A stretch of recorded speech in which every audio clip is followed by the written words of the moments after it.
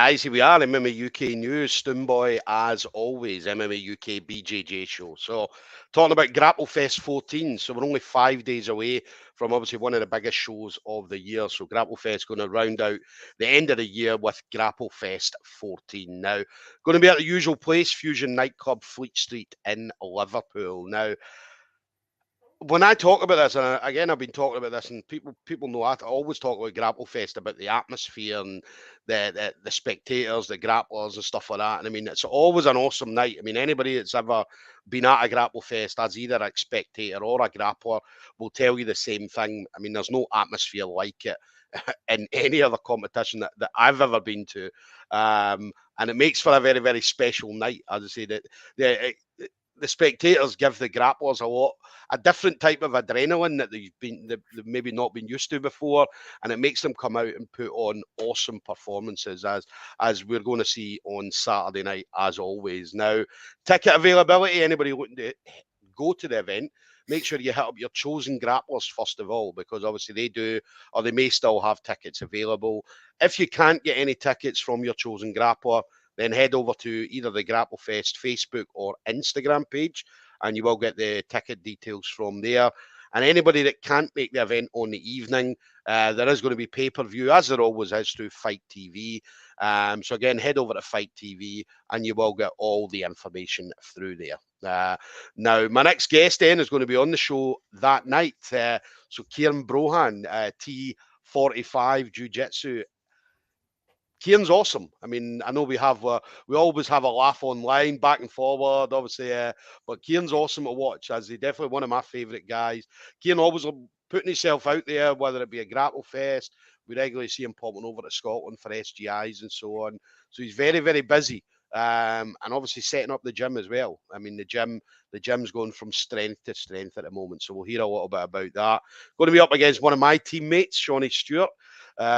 So going to be a great match. I mean, these two were lined up, or potentially lined up to go a few times over the last few years. So, but again, nothing kind of came of it. But yeah, we're going to see this matchup eventually at Grapplefest 14. So Ciaran, listen, absolute pleasure as always chatting to you.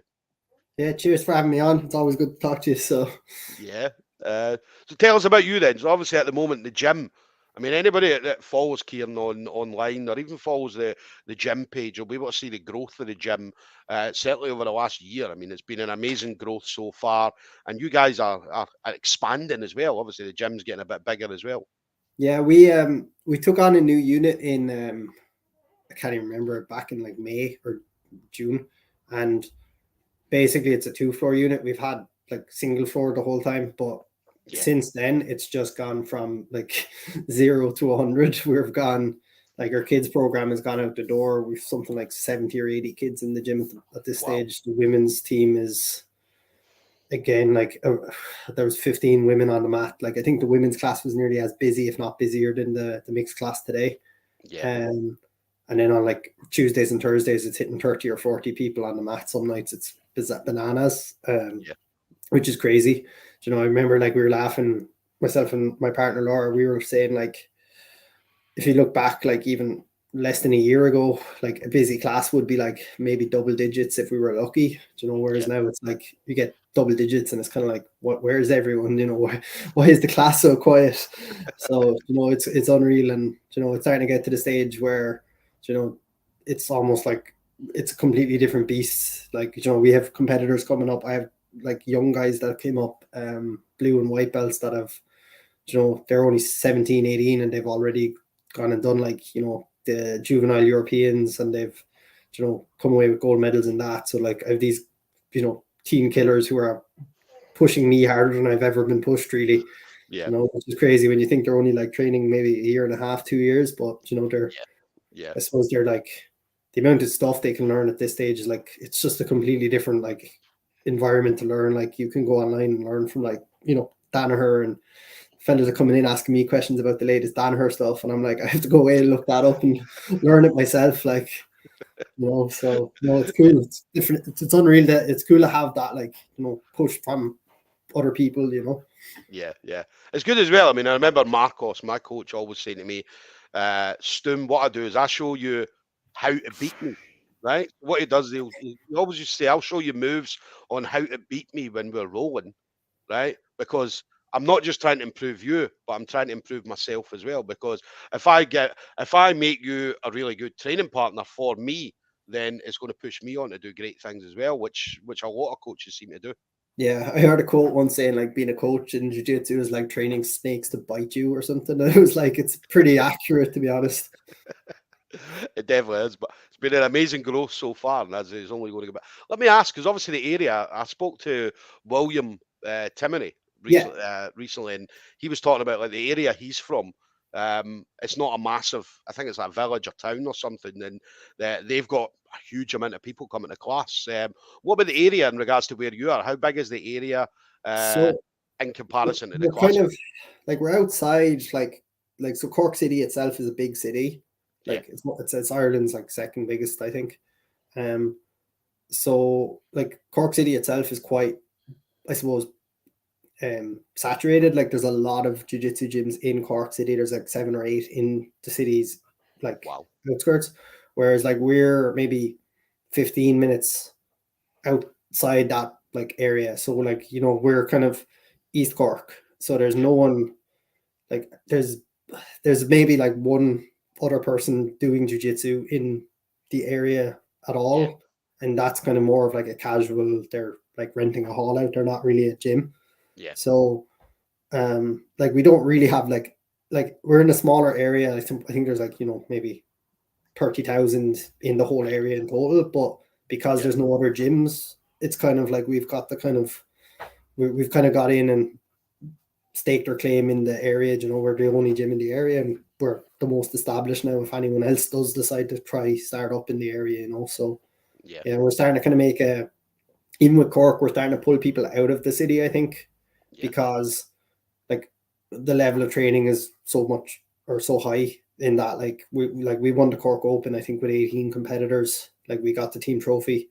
yeah, And we weren't the biggest team by any means, so like people are starting to see like we're a legitimate uh place to come train. Like I think a few years ago, if you looked at the pictures, it was all white belts, and it's like if you're a color belt, like purple or brown belt, you're looking at like a load of white belts. You're like, I'm not going training with them, no matter how good they are.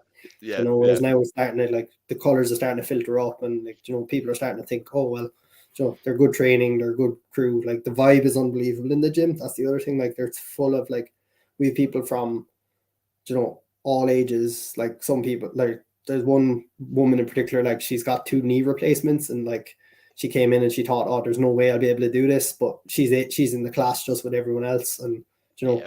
she's treated the exact same way as her teenage competitors who were smashing everyone everywhere. But it's just cool to see that, like, even though we are a competitive focused gym and we do have those people who like push for competition, Yeah, we still have that like serious community as well. It's not just about the competitors, which is like that's really important to me as well. I'd never wanted to be like, only the competitors are getting the limelight. It's like everyone should be as important. yeah, yeah. Must be brilliant as well. Because you talked about there about winning the team trophy. Do you know what I mean? Because it's a massive thing. I mean, anybody goes out and wins a team trophy, and especially because again, obviously, you're up against. You said there that you weren't the biggest team there, so you expect somebody that's got 30 competitors to win the team trophy. But then obviously, you guys come 18 competitors and obviously take home that team trophy. So it must be a great feeling as well.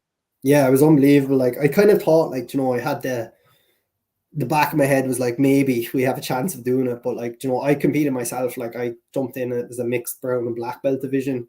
Hmm. um and like to be honest, I wasn't even competing to win a medal. I was just competing because I had like 7 or 8 of my kids competing, so I just wanted them to see their coach compete. That's the only reason I really did it. I didn't really want, Yeah, the getting the points to the team was kind of the afterthought. But then towards the end of the day, I think it was like ourselves and one other gym that I'm actually really good friends with the coach in that gym. But yeah. it was the two of us were like the last two, and I think it came down to like their last match. I think they had one absolute match, and I think if they had won, they might Yeah. have pipped us, but it was like literally neck and neck at the very end of the day. It was actually really exciting. Definitely a great feeling. I remember, obviously, we did it as well. Marcos, obviously, once we moved to the gym we're in just now, and I remember the very first team trophy we got. Because again, we'd always got like silver, trophy. No, it's second place team, and then I think it was like a BJJ 24/7, and we got a big plaque that we were able to put on the wall, and that was I think the first time we'd won the first team trophy, the first place team trophy, and it was an awesome feeling. And I remember us all standing with the big plaque and taking it back up the road to Marcos. Do you know what I mean? And he was over the moon as a coach, especially being over the moon. So yeah, it's a cool feeling, like, to see the team win something that big as a like it wasn't like, look, it's the Cork Open. It's not this like big massive tournament, but at the same time, it was a nice like little marker as how far the gym has come, like, you know. Yeah. No, listen, definitely anybody that's in the area, definitely head over. I'd say Ciaran and the rest of the team, absolutely awesome. I'd say you all get some great roles in there. Got engaged earlier this year as well. Oh yeah, that's the other thing. Busy year. It's been a very busy year. Setting up the gym, obviously got engaged. But yeah, got engaged. Obviously, Laura, that's you gonna tie the knot at some point in the near future. Yeah, it's October next year, I think. So, you know, going to try squeeze as much competing in around that as I can. But I'll probably have to take maybe a month off around the wedding just to make sure I don't get like. So I don't think she wants me in a cast or something when I'm, or like having like black eyes or something when I'm getting my photos taken. Let me ask you, going to have a jiu-jitsu honeymoon? We're thinking of doing Iceland maybe, just because we both want to go there, and the gym in Mjolnir, I think it's called, the Tony Nelson's gym. We'd like to visit there, but we were thinking we might do Iceland for a week, but then maybe visit a few other places. Like we made friends with Shinobi Academy in Lagos in Portugal. Colin, second name's gone on me, but Colin and Shinobi basically were after. I chatting away to Colin, and like we were saying, we might visit him for a few days, and then maybe just visit a couple of other gyms as we, and then fly to Iceland for a week or something. But the wedding itself, apparently there's no jiu-jitsu because the two of us are sick of jiu-jitsu. Like we would just want like 1 week or one day where it's no jiu-jitsu involved. You've seen the wedding. I mean, you'll have probably seen the wedding videos where the bride and groom, obviously when they're at the reception, the first dance is an actual roll. No, that would end horribly because I just piss Laura off, like, because she gets very intense and I tend to be like, happy out doing my whatever, and she just gets very like angry. The longer it goes on, the more angry she gets, basically. Yeah, so it wouldn't be a good start to. Yeah, we won't do that. She was like, it was our wedding night. You should have let me submit you. No, definitely not. So, but no, listen, it'll be a great day, great holiday as well, great honeymoon. I'd say going to some great places and visiting some great people. So, listen, all the best in October. So, what about Grapplefest 14? So, got to call up again to be on Grapplefest. Again, amazing show. I mean, how did you find out you were going to be on this card? Well, I kind of been messaging Chris on and off, just saying, if there's any opening and for a match, and basically he'd kind of mentioned, I think that he basically said he had 3 people in mind for me, and 2 of them I've fought before, so it's kind of like you can't really have rematches with them. So then he kind of thought of Seany, and Seany had a very good match with Ash Williams.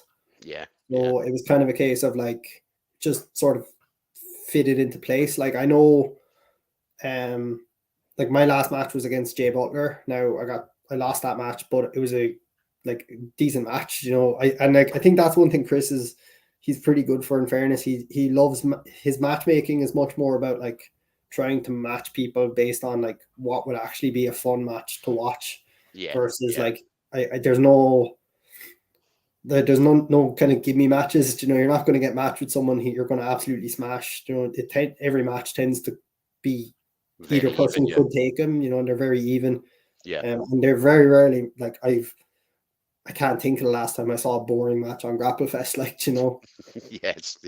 They're always like, and that's one thing I love about Chris's matches is like he tends to pick people that are willing to just go for go for broke, and like I've had, this is my 5th time on Grapplefest, I think, and all of my matches, win or lose, they've been crazy matches. I've my first ever match was against Jordan Cooper, Yeah. And I'm still tired thinking about that match, to be honest with you. It was absolutely chaotic for 10 minutes. Yeah. So like That's the thing. I mean, we know Chris. I mean, as they win or lose, if you go out there and you're exciting, that's what the spectators want to see. So yeah, Grapplefest 100% have people back on. You're right. If you go out there and have a boring match, and it's, but again, I don't think.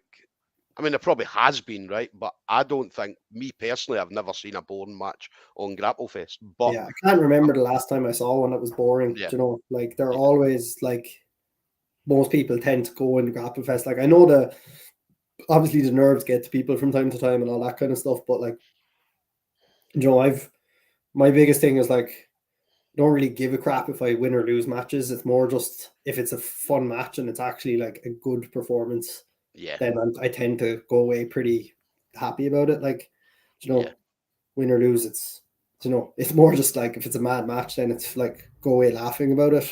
yeah. Our good friend James Cox with that shitty half guard would have a bone match.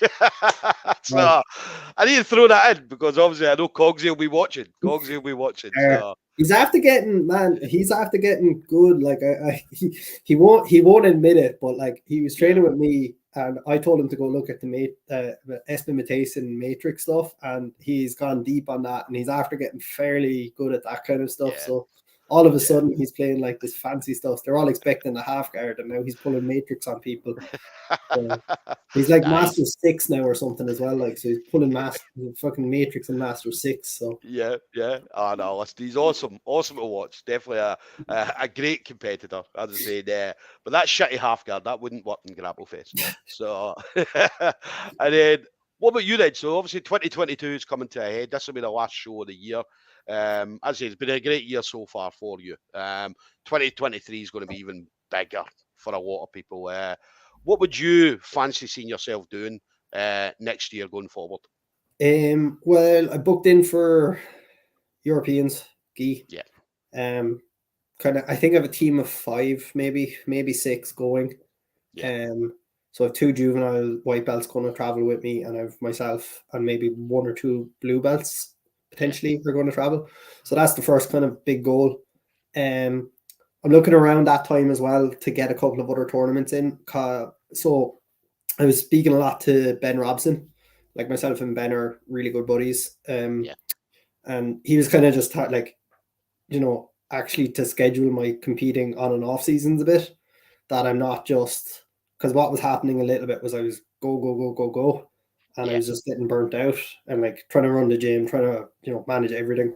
So I think what I'll do is I'll do like 3-month blocks where it's like 3 months I will compete within those 3 months, take 3 months off, try to focus on like rehabbing, building strength, getting my diet right, all that kind of stuff, and then compete. So I think January to March this year, I'll go for whatever I can find. Big goal for me is to try get the Euros done before I kind of start pushing on a bit too much. I'm like I'm 30, so want to try to do adult Euros at black belt a few times before I become kind of past that, like the old man. Before I start really becoming a masters person. I think Masters 1 is a cop out. Like I've always said that to people. Now I have to do Masters 1 in the Euros because I have no points, so I unfortunately have to do it. But no, I kind of want to do adult until I can't, basically. And the goal would be kind of probably not Worlds next year, realistically, money wise. Just can't really afford to be traveling over when I'm trying to put the money towards the wedding. Listen, you've got a wedding only 2 months after that, so so I'd say the biggest thing will be Euros and Nogi Euros next year. Big focus will be Nogi Euros, I think, because a couple of my training partners, like Ryan Mangan, he got silver in brown belt. Did absolutely brilliant. Seeing him do that was kind of like, well, maybe it's not, I'm definitely in the ballpark. Maybe definitely need to kind of like focus and get my conditioning and food and stuff. That's like a big focus for me in the next few months. I'm starting to work with nutrition. I started working with a nutritionist about 4 or 5 weeks ago. So getting the nutrition and getting that stuff right, that's a big focus. And then compete as much as possible. hopefully get on Grapplefest a few more times because one of my favorite places to compete. So yeah, and yeah, fingers crossed. I think Grapple Kings as well. Grapple Kings are doing their final in February. Yeah. So they've got that February time. So in Portlaoise. So I think it's in Portlaoise. He did put a post up. You mentioned it to me anyway. So I think I have a match. I'm trying to maybe get one of my students on it as well. Yeah.